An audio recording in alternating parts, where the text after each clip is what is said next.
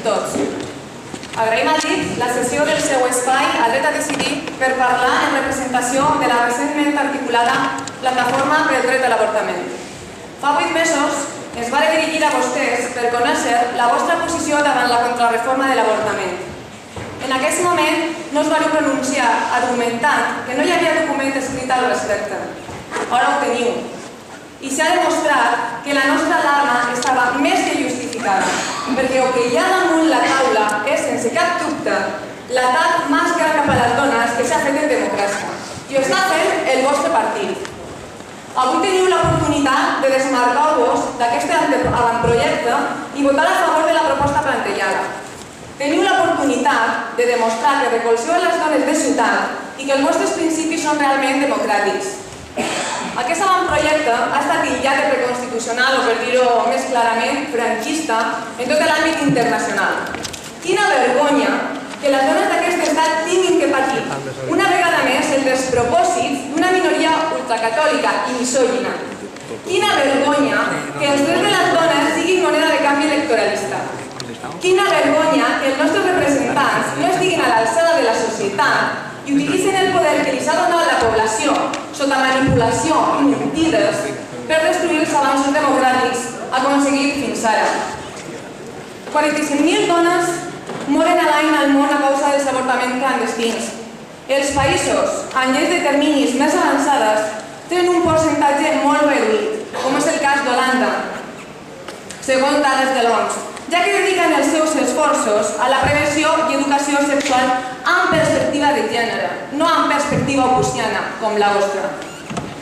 Això vol dir que les lleis més restrictives només atenen a una ideologia patriarcal i masclista que pretén obligar a les dones i guardar les seves llibertats i mai defensar la vida. Qui té dret a viure? Les dones no entenem el dret a viure sense dignitat. Quines ajudes tindran les dones després de parir? Amb quines ajudes comptaran les famílies amb fills i filles en dependència? Quines ajudes tindran les lesbianes i fadrines si volen ser mares? Us reptem a enumerar-les. I no nos venguin amb la caritat i el suport d'entitats vinculades a l'Església. No, per favor. No. No volem caritat adoctrinadora, volem justícia. Aquest avantprojecte ens trata com víctimes, com menors d'edat. Està dirigit a destruir la nostra autonomia i capacitat de decisió i augmentarà la morbiditat i la mortalitat de les dones amb més recursos econòmics, perquè les dones que volen avortar avorten, també les del PP. Exigim una llei de terminis i l'avortament fora del Codi Penal i mai reconeixerem una llei de supòsits siguin 2, 3 o 4. Si aquesta ignomínia surt endavant, tindrà una resposta contundent per part de la població. I vosaltres seriu responsables de que passi a ciutat, perquè en aquest procés de despossessió que heu decidit implementar també ens heu llevat la por. Cap govern internacional s'ha pronunciat al vostre favor. De veritat voleu participar en la pròpia vostra autodestrucció? Aquesta decisió us acompanyarà en els vostres currículums de per vida. Ara us toca demostrar si esteu al costat de les cúpules elitistes i moralistes del vostre partit o en les dones i la gent de ciutat. Una llei de terminis no obliga a ninguna dona a avortar, garanteix el seu dret a decidir. Aquesta contrarreforma obligarà les dones a ser mares fins i tot en situacions que els convenis internacionals cataloguen com tortura. Aquest model de societat no és pel qual hem lluitat, no, que és no. Per això tindreu la nostra resposta als carrers. Gràcies. Molt bé.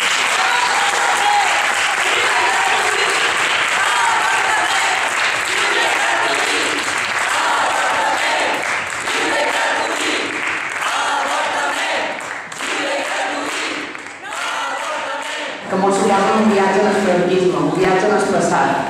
Amb aquesta llei, el que demostra el Partit Popular o les persones que defensen aquesta contrarreforma és que governen pel patriarcat, pel masclisme i governen contra les dones. Aquesta llei és una llei que és antiavortament, antidones, és una llei autoritària, una llei que va contra els drets fonamentals de les dones i creiem que l'hem d'aturar. I crec que és una responsabilitat d'aquest Ajuntament també oposar-nos i fer front a les injustícies i les lleis que ens volen fer viatjar en el passat.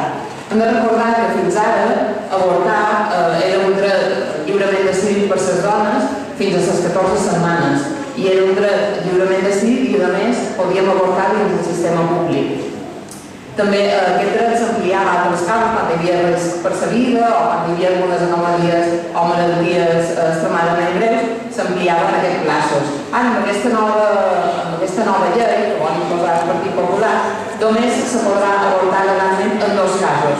Quan hi ha un perill greu per la vida o la salut física o psíquica de les embarassades o en cas de violació si hi ha una denúncia. Només en les primeres 12 setmanes. Crec que això és un atemptat molt greu a la sobirania de les dones, tant sobre el nostre cos i sobre la nostra maternitat. No podem acceptar que un estat, que un govern, que s'autoproclama democràtic, faci atacs continus a les dones i a les persones. I aquest és un atac més. És un atac a la llibertat i és un atac a les dones que poden decidir si volen avortar o no. Ja s'ha dit, fins ara ningú obligava cap dona a avortar. Simplement tenies dret a fer-ho, vol dir que tu pots decidir si avortes o no avortes. No és cap obligació. Tenir un dret a fer qualque cosa no és obligar ningú a fer aquesta cosa, sinó precisament que tenies dret a fer-ho. Vosaltres estàu en contra d'aquest avantprojecte sobre l'avortament. Sí, evidentment. Heu demanat la seva retirada? Sí, clar que sí. En aquest moment hem demanat que l'Ajuntament se posicioni en contra d'aquest avantprojecte en aquest moment, perquè el que hi ha damunt la taula és, sin cap dubte, l'atac més gran cap a les dones que s'ha fet en democràcia i està fent el Partit Popular, i necessàriament el Partit Popular també té que pronunciar-se. I els ajuntaments, i aquest Ajuntament, que teòricament representa a totes les persones que aquí viuren, té que pronunciar-se. I no hem aconseguit aquesta pronunciació i bé, ho seguirem intentant, està clar. Penseu presentar alguna esmena o alguna part per a la Unió Europea, per exemple? Sí, s'està llevant a terme un informe ombra perquè per al comitè que evalua a Espanya en aquest tema i bé, pròximament tindreu informació sobre aquest informe ombra. Molt bé, moltes gràcies i que tingueu sort. Gràcies.